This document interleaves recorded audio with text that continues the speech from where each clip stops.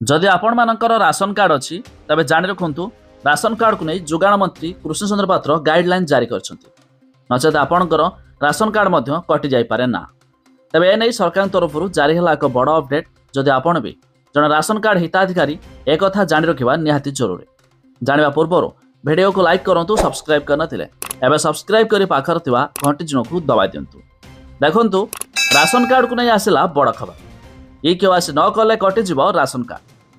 Ration card को नहीं जोगाण मंत्री कृष्णचंद्र पात्र गाइडलाइन जारी कर राशन कार्ड रे पंजीकृत समस्त सदस्यों ई केवासी बाध्यतामूलक कराई, जहाँ फल प्रकृत योग्य हिताधिकारी सरकार को सुविधा पाइबारु वंचित हेबे नाही।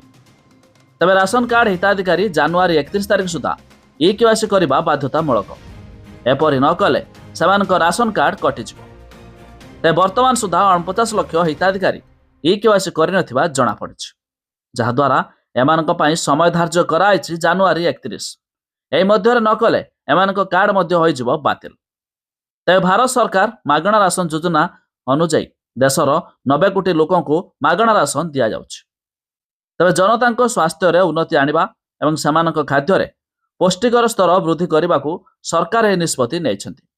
यह मध्य लोकों जीवन शैली रे उन्नति आनिबो बोली सरकार मध्य लक्ष्य रखिछन्ति। तेबे राशन कार्ड रे अनेक सरकारी सुविधा मिलुथिया बेले किछि धनी श्रेणी लोके मध्य चंचकता करी राशन कार्ड हातेबा मामला सामना को आसिछि। तेबे वर्तमान सुधा 49 लाख हिताधिकारी ई केवासी करनथिबा जणा पड़िछि।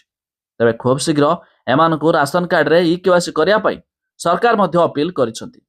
नचेत एमानकर कार्ड मध्य जनवरी 31 पर बातिल होई पारे।